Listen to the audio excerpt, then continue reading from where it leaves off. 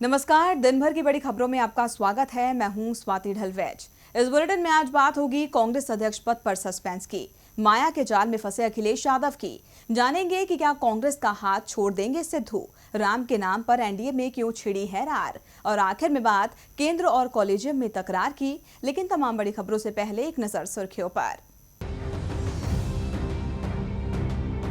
पड़ोसी देश मालदीव के दौरे पर प्रधानमंत्री नरेंद्र मोदी, पीएम को दिया गया guard of honour. PM Modi ने कहा, मुझे यकीन है दोनों देशों के रिश्तों में और नजदीकी आएगी। आयुष्मान भारत को लेकर केंद्र और दिल्ली सरकार में लेटर वार। अब केंद्रीय मंत्री हर्षवर्धन ने सीएम अरविंद केजरीवाल को फिर लिखा खत, कहा लोगों की भलाई के लिए लागू करें योजना। कुर्सी संभालते ही एक्टिव हुए आंध्र प्रदेश के सीएम जगन मोहन रेड्डी, आशा वर्कर्स की बढ़ाई सैलरी, 10,000 तक की बढ़ोतरी को दी गई मंजूरी। पश्चिम बंगाल में बढ़ा बीजेपी का कुनबा, दार्जिलिंग नगर पालिका के 17 पार्षद बीजेपी में हुए शामिल, गोरखा जनमुक्ति मोर्चा में थे सभी पार्षद। सुर्खियों के बाद अब बात आज की सबसे बड़ी खबर की। राहुल गांधी के कांग्रेस अध्यक्ष पद से इस्तीफे की जिद ने कांग्रेस के सामने बड़ा संकट खड़ा कर दिया है। सवाल है कि अब किसके हाथ जाएगी देश की सबसे पुरानी पार्टी की कमान। राहुल के बयानों से तो ये तय है कि कांग्रेस में फिर दोहराया जाएगा 21 साल पुराना इतिहास। लेकिन इस इतिहास के साथ ही नेताओं के मन में उभरे मतभेदों को दूर करने के लिए पार्टी वो रणनीति भी अपना सकती है जो कभी इंदिरा गांधी ने कांग्रेस को बचाने के लिए अपनाई थी। अमेठी में स्मृति ईरानी के हाथों मिली हार के बाद विरोधी राहुल गांधी के सियासी भविष्य को सवालों में घेर रहे हैं। लेकिन वायनाड में मिली जीत का कहीं जिक्र नहीं। भले ही उत्तर में राहुल की हार है, लेकिन दक्षिण के द्वार से वो संसद की दहलीज के पार है। केरल की जनता ने उनकी किस्मत का फैसला कर उन्हें बड़ी जीत दिलाई। इस जीत के लिए लोगों का शुक्रिया करने के लिए राहुल गांधी ने आज अपने दौरे के दूसरे दिन भी बड़ा रोड शो किया। कालपेटा में भारी जनसैलाब के बीच राहुल गांधी ने जहां हाथों से अभिवादन कर लोगों का धन्यवाद दिया, तो वहीं जुबान से एक बार फिर मोदी सरकार पर तीखा प्रहार किया। उन्होंने कहा कि राष्ट्रीय स्तर पर हम जहर से लड़ रहे हैं। नरेंद्र मोदी देश को बांटने के लिए नफरत के जहर का इस्तेमाल कर रहे हैं। इस देश से लोगों को बांटने के लिए वो नफरत और गुस्से का प्रयोग कर रहे हैं। चुनाव को जीतने के लिए झूठ बोलते हैं। वो गुस्से, नफरत, असुरक्षा और प्यार का प्रतिनिधित्व करते हैं। लोकसभा चुनाव से नफरत बनाम प्यार की जंग छेड़ने वाले राहुल गांधी ने आज एक बार फिर पीएम मोदी पर प्यार वाला प्रहार किया। उन्होंने पीएम को नसीहत देते हुए कहा कि उन्हें लोगों को प्यार की भाषा सिखानी चाहिए, लेकिन वो नफरत फैला रहे हैं। राहुल ने कहा कि किसी भी उम्र, किसी भी क्षेत्र और किसी भी विचारधारा के लोग हमसे कभी भी मिल सकते हैं। उन्होंने कहा कि मैं भले ही कांग्रेस से जुड़ा हूं, लेकिन किसी के लिए भी हमेशा मेरे दरवाजे खुले हैं। राहुल की इस प्यार वाली पॉलिटिक्स से साफ है कि वो अब भी बीजेपी से प्यार बनाम नफरत की जंग जारी रखने को तैयार हैं। ऐसे में अब देखना होगा कि इस प्यार से वो पॉलिटिक्स में कांग्रेस को फिर से मजबूत बना पाते हैं या नहीं। जहां सवाल राहुल गांधी के इस्तीफे की पेशकश के बाद उठ रहे हैं, तो वहीं दूसरी तरफ सवालों की सुनामी तो उत्तर प्रदेश की सियासत में भी बह रही है। इसके पीछे की वजह महागठबंधन में आई महादरार है। जब से मायावती के तेवर आक्रामक हुए हैं, तब से पूछा जा रहा है कि क्या विधानसभा उपचुनाव में अपनी राहें अलग करने के बाद अब हाथी और साइकिल 2022 में भी अकेले ही रफ्तार भरेंगे। इस संशय के बीच मायावती ने तो ऐसे संकेत दे दिए हैं जो दोस्ती में बड़ी दूरी को दुश्मनी में तब्दील कर सकते हैं। उत्तर प्रदेश की सियासत में कभी अपनी धाक जमाने वाली मायावती को हमेशा से ही फायदे की राजनीति के लिए जाना जाता है। जहां दिखता है फायदा, माया वहां बनाती है अपना रास्ता। कांग्रेस और बीजेपी को कोसने वाली मायावती सत्ता का स्वाद चखने के लिए इन दोनों दलों से भी दोस्ती का हाथ मिला चुकी हैं। लेकिन इस बार हाथी को रफ्तार देने के लिए उन्होंने बबुआ अखिलेश से रिश्तों को नया रूप दिया था। मगर जब ये सियासी रिश्तेदारी काम न आ सकी, तो माया ने आक्रामक तेवर दिखाने शुरू कर दिए। बसपा सुप्रीमो ने न सिर्फ विधानसभा उपचुनाव में अकेले लड़ने का ऐलान कर गठबंधन की गांठों को कमजोर किया, बल्कि 2022 में अखिलेश की साइकिल की हवा निकालने की रणनीति तैयार कर ली है। लोकसभा चुनाव में सपा के सहारे मिले ऑक्सीजन के बाद अब मायावती विधानसभा चुनाव में अखिलेश के वोट बैंक में सेंधमारी कर डबल सेंचुरी लगाने में जुट गई हैं। बसपा से जुड़े नेताओं का कहना है कि सपा के खिसके जनाधार को बसपा अपनी ताकत बनाने में लग गई है। इसके लिए जीते हुए सांसदों को टारगेट दिया गया है। बताया जा रहा है कि 3 साल बाद होने वाले विधानसभा चुनावों में मायावती सोशल इंजीनियरिंग के साथ साथ मुस्लिम फेस को अब की बार तवज्जो देंगी। दरअसल मुस्लिम सपा का वोट बैंक रहा है। 2014 के लोकसभा चुनाव में अखिलेश की पार्टी को अच्छी संख्या में वोट मिले थे, लेकिन अब की बार ये 5% के करीब खिसक कर 13.5% ही रह गया है। इसलिए मायावती अब मुस्लिमों के सहारे एक बार फिर 2022 में अपनी सत्ता की महत्वाकांक्षाओं को पूरा करने का ख्वाब देख रही हैं। इस रणनीति से साफ है कि सपा से नफा निकालने के बाद अब माया उसे ही नुकसान पहुंचाने की तैयारी में है। यानी एक बार फिर सियासत का माया जाल फैल चुका है। माया का जाल सियासत में कैसे राजनीतिक दलों को उलझाता है, इस इतिहास से हर कोई वाकिफ है। अब अखिलेश को भी इसका नुकसान उठाना पड़ सकता है, लेकिन नुकसान से बेटे को बचाने के लिए पिता एक बार फिर ढाल बनकर सामने आ गए हैं। जी हां, दशकों तक सपा की साइकिल को सियासत की सड़क पर दौड़ाने वाले मुलायम सिंह यादव एक बार फिर कमान अपने हाथ में संभाल कर रफ्तार देने को तैयार है। कभी समाजवादी जनता पार्टी का हिस्सा रहे मुलायम सिंह यादव ने तमाम सियासी उठापटक के बीच 1992 में समाजवादी पार्टी का गठन किया और पार्टी को नई ऊंचाइयों पर ले जाने का सपना देखा था। इसके बाद तमाम उतार चढ़ावों के बीच सपा कभी हारी और कई बार जीती भी। 2012 तक सब कुछ ठीक था, मगर जब पार्टी की कमान अखिलेश के हाथों में गई, उसके बाद हुए चुनाव में तो पार्टी की सूरत बिगड़ती चली गई। बात 2014 में हुए लोकसभा चुनाव की हो या 2017 में हुए विधानसभा चुनाव की या फिर 2019 में हुए आम चुनाव की, सपा का ग्राफ लगातार गिरता चला गया। हालांकि अखिलेश यादव ने कोशिश तो काफी की, मगर मोदी की आंधी के आगे अखिलेश की सभी कवायदें नाकाम रही। पार्टी की मौजूदा स्थिति को लेकर अखिलेश यादव तो परेशान है ही, वहीं मुलायम सिंह यादव भी बेहद दुखी है। शायद इसीलिए मुलायम सिंह यादव ने पार्टी की कमान दोबारा संभाल ली है।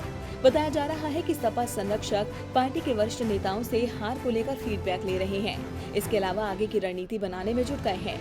पिछले कई दिनों से वो सीधे पार्टी कार्यालय पहुंच रहे हैं। यहाँ वो पार्टी के कार्यकर्ताओं और नेताओं से मिलते हैं और उनसे बातचीत करते हैं। सूत्रों की माने तो पिछले कुछ दिनों में मुलायम ने पार्टी में साइडलाइन किए गए नेताओं से मुलाकात की, ताकि हार के कारणों को तलाशा जा सके, साथ ही आगे की रणनीति बनाई जा सके। बताया जा रहा है कि अखिलेश यादव ने भी पार्टी को नए सिरे से खड़े करने के लिए कमर कस ली है। इसलिए अखिलेश ने रविवार यानी कल ईद मिलन समारोह का आयोजन किया है। इस दौरान सभी पार्टी नेता जुटेंगे और आगे की रणनीति तय करेंगे। यानी साफ है कि पिता और बेटे ने हार के बाद अब विधानसभा चुनाव की तैयारी शुरू कर दी है, मगर ये कोशिशें क्या रंग लाती है, ये देखना दिलचस्प होगा। उत्तर प्रदेश की सियासत में मुलायम क्या सपा को फिर वही मुकाम दिला पाएंगे या नहीं, ये देखना वाकई दिलचस्प होगा। लेकिन फिलहाल ये देखना होगा कि पंजाब कांग्रेस में छिड़ा घमासान कब तक खत्म होता है, क्योंकि जब से मुख्यमंत्री कैप्टन अमरिंदर सिंह ने सिद्धू का विभाग बदला है, तब से सिद्धू का गुस्सा सातवें आसमान पर है। वो लगातार कैप्टन पर तो वार कर ही रहे हैं, वही उन्होंने कुछ ऐसा किया है जिसके बाद सिद्धू के पार्टी छोड़ने जैसी अटकलें तेज हो गई हैं। क्या पंजाब में कांग्रेस को लगने वाला है झटका? क्या आंतरिक कलह से नाराज सिद्धू उठाएंगे कोई बड़ा कदम? क्या सिद्धू छोड़ देंगे कांग्रेस का साथ? पंजाब में कैप्टन अमरिंदर सिंह और नवजोत सिंह सिद्धू के बीच सियासी तू-तू मैं-मैं का खेल पहले ही जारी था, मगर जब से कैप्टन ने सिद्धू से स्थानीय निकाय और पर्यटन मामले का विभाग वापस लेकर उन्हें बिजली और अक्षय ऊर्जा विभाग सौंपे हैं, सिद्धू का गुस्सा और ज्यादा बढ़ गया है। विभाग वापस लेने पर सिद्धू ने पहले ही तीखी प्रतिक्रिया दी थी। सिद्धू ने कहा था कि हार की जिम्मेदारी सिर्फ उनकी नहीं हो सकती, ये सामूहिक होती है। इसी दलील के साथ वो कैबिनेट की बैठक में भी शामिल नहीं हुए थे। वहीं अब खबर है कि नवजोत सिंह सिद्धू ने अभी तक अपने नए विभागों का पदभार नहीं संभाला, बल्कि आर पार के मूड में आए सिद्धू कांग्रेस अध्यक्ष राहुल गांधी से मुलाकात करना चाहते हैं। इसके लिए सिद्धू दिल्ली भी पहुंचे, मगर राहुल गांधी फिलहाल वायनाड के दौरे पर है। राहुल कल दिल्ली लौटेंगे, मगर कांग्रेस अध्यक्ष सिद्धू को मिलने का वक्त देते हैं या नहीं, ये भी देखना होगा। वैसे सूत्रों के मुताबिक नवजोत सिंह सिद्धू पूरा मन बना चुके हैं कि अगर राहुल गांधी ने मामले में हस्तक्षेप नहीं किया तो वो कोई बड़ा कदम उठा सकते हैं। वैसे सिद्धू ने जैसा रुख अख्तियार किया है, उसके बाद से ही सियासी गलियारों में अटकलें तेज है कि वो कांग्रेस से नाता तोड़ सकते हैं। यानी अब राहुल गांधी ही पंजाब कांग्रेस में मची कलह पर विराम लगा सकते हैं।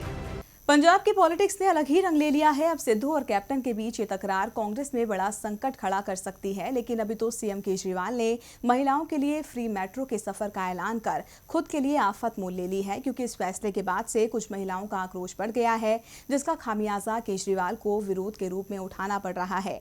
इसके साथ ही बिजली हाफ और पानी माफ का वादा भी उनके लिए सिरदर्द बना हुआ है। दिल्ली के सीएम अरविंद केजरीवाल जब भी कुछ अच्छा करने की सोचते हैं तो उनका दाव उल्टा पड़ जाता है। महिलाओं के दिलों में जगह बनाने के लिए केजरीवाल ने बड़ा ऐलान करते हुए दिल्ली मेट्रो और डीटीसी बस में उन्हें मुफ्त सेवा देने की बात कही थी, जिसे लेकर 2 से 3 महीने में प्रक्रिया पूरी कर ली जाएगी। इस घोषणा के बाद से ही सीएम केजरीवाल सोशल मीडिया पर ट्रोल हो रहे थे, लेकिन आज जब वो इस पर फीडबैक लेने के लिए मालवीय नगर पहुंचे तो उनके साथ एक हैरान करने वाली घटना घटी। जी हाँ, क्योंकि एक महिला इससे इस कदर खफा हुई कि केजरीवाल की शर्ट ही पकड़ ली। दरअसल कुछ महिलाएं केजरीवाल के इस ऐलान को अपने अपमान के साथ जोड़कर देख रही हैं, जिसका एक मामला आज केजरीवाल के साथ हुई घटना के रूप में सामने आया। वैसे महिला वोट बैंक को अपने पाले में लाने की कोशिश को लेकर तो केजरीवाल को विरोध का सामना करना पड़ा ही, वहीं बिजली और पानी को लेकर भी उन्हें लोगों के गुस्से का शिकार होना पड़ा। मुख्यमंत्री साउथ दिल्ली के हुमायूंपुर में जनता की समस्या जानने के लिए पहुंचे थे। यहाँ जैसे ही केजरीवाल ने बिजली पानी को लेकर अपनी सरकार की वाहवाही करनी शुरू की, लोगों ने पानी, बिजली और गंदगी के मुद्दे पर भी सवाल खड़े किए। लोगों ने केजरीवाल को घेरते हुए कहा कि 5 साल पहले जब आप पानी के मुद्दे पर जनता के बीच आए थे, तब इसे लेकर जो समस्या थी, आज भी वही समस्या बरकरार है। हालांकि मुख्यमंत्री अरविंद केजरीवाल ने इलाके के लोगों को आश्वासन दिया और कहा कि जल्द से जल्द उनके इलाके में पानी की समस्या को दूर कर दिया जाएगा। वैसे आपको बता दें कि लोकसभा चुनाव के दौरान भी केजरीवाल को विरोध का सामना करना पड़ा था। दिल्ली में जहां एक शख्स ने उनके साथ बदसलूकी की थी, तो वहीं पंजाब में उन्हें काले झंडे दिखाए गए थे। केजरीवाल जहां जाते हैं उन्हें वादा खिलाफी की वजह से विरोध का सामना करना पड़ता है, इसलिए कहते हैं वादे ऐसे करो जो पूरे हो सके। यही बात बीजेपी के लिए भी है, जिसने आज से 5 साल पहले सत्ता में आने के लिए राम मंदिर बनाने का वादा किया था, जो अब तक धरातल पर नहीं उतरा, जिसे लेकर एनडीए के सहयोगी ही आग दिखा रहे हैं। अब बीजेपी और शिवसेना में ये तनातनी एनडीए में बड़ी संग्राम की वजह बन गई है। इसमें अब रिपब्लिकन पार्टी ऑफ इंडिया भी कूद पड़ी है। राम के नाम पर सियासत में सितारों को कैसे चमकाया जाता है, ये शायद बीजेपी से ज्यादा अच्छा कोई नहीं समझ सकता, क्योंकि राम ही है जिनका राग अलाप कर पार्टी ने अपना काम बनाया है। दशकों पहले पार्टी ने भगवा रंग के साथ चलो अयोध्या का ऐसा नारा लगाया कि बीजेपी फर्श से अर्श पर पहुंच गई। अब यही राम राग कई दलों का भी राजनीति का जरिया बन गया है। शिवसेना भी मंदिर वही बनाएंगे, अयोध्या जाएंगे का नारा लगाकर फिर से पार्टी का कद बढ़ाने की कोशिश में लगी है। उद्धव ठाकरे 15 जून को मंदिर निर्माण की मांग को लेकर अयोध्या कूच करेंगे। उद्धव ठाकरे की ये सियासत बीजेपी के लिए संकट है, इसीलिए अक्सर राम मंदिर के मुद्दे पर बीजेपी की ठाकरे से ठनी रहती है। लेकिन अब तो एनडीए सरकार की सहयोगी रिपब्लिकन पार्टी ऑफ इंडिया के प्रमुख रामदास अठावले ने भी शिवसेना प्रमुख की अयोध्या यात्रा पर तंज कसा है। अठावले ने कहा कि उद्धव एक बार क्या 10 बार भी अयोध्या चले जाएं, लेकिन वहां राम मंदिर का निर्माण नहीं होगा। बीजेपी के सुर में सुर मिलाते हुए अठावले ने कहा कि इस मामले में सुप्रीम कोर्ट के फैसले का इंतजार करना चाहिए। बीजेपी अक्सर राम मंदिर निर्माण की मांग अब तक पूरी न होने पर सुप्रीम कोर्ट का ही बहाना बनाती है। इसी बहाने के सहारे अठावले ने भी बीजेपी का बचाव किया है, लेकिन ठाकरे बार बार बीजेपी के अधूरे वादे की याद दिलाकर उसे घेरने में लगे। 18 सांसदों के साथ उद्धव ठाकरे का अयोध्या का सफर, जहां उसकी सियासत में सफर को आसान बना सकता है, तो बीजेपी की राह में रोड़े अटका सकता है। खैर, ये तो आने वाला वक्त ही बताएगा कि राम जी करेंगे किसका बेड़ा पार। लेकिन फिलहाल तो राम के नाम पर एनडीए में छिड़ा है घमासान, जो उस गठबंधन की गांठों को जरूर ढीला कर सकता है। और बुलेटिन के आखिर में बात करेंगे केंद्र और कॉलेजियम में तकरार की। जजों की नियुक्ति को लेकर अक्सर केंद्र सरकार और कॉलेजियम आमने सामने रहते हैं। जहां पिछले दिनों 3 जजों की नियुक्ति को लेकर विरोध तेज था, तो वहीं अब एक बार फिर केंद्र सरकार ने कॉलेजियम की सिफारिश को ठुकराकर इस तकरार को और तेज कर दिया है। अब की बार विवाद मध्य प्रदेश के चीफ जस्टिस की नियुक्ति को लेकर उठा है। तो क्या है पूरा मामला, आइए देखते हैं।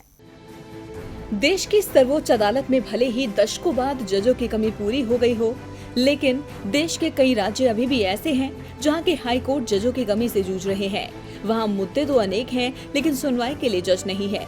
सुप्रीम कोर्ट से कमी दूर करने के बाद अब हाई कोर्ट की परेशानी खत्म करने के लिए कॉलेजियम ने केंद्र सरकार को कई नाम भेजे थे, लेकिन लगता है कि सरकार अभी हाई कोर्ट की परेशानी का हल निकालने के मूड में नहीं है।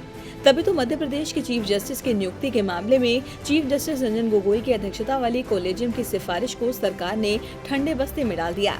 दरअसल 9 जून को मध्य प्रदेश हाई कोर्ट के चीफ जस्टिस संजय कुमार सेठ सेवानिवृत्त हो रहे हैं। स्थान की पूर्ति के लिए कॉलेजियम ने 10 मई को गुजरात की पेरेंट हाई कोर्ट से सबसे वरिष्ठ जज ए कुरैशी के नाम की सिफारिश की थी, लेकिन सरकार ने सिफारिश को दरकिनार कर संविधान के आर्टिकल 223 की शक्तियों का इस्तेमाल कर राष्ट्रपति की तरफ से मध्य प्रदेश हाई कोर्ट के वरिष्ठ जज रविशंकर झा को चीफ जस्टिस नियुक्त कर दिया।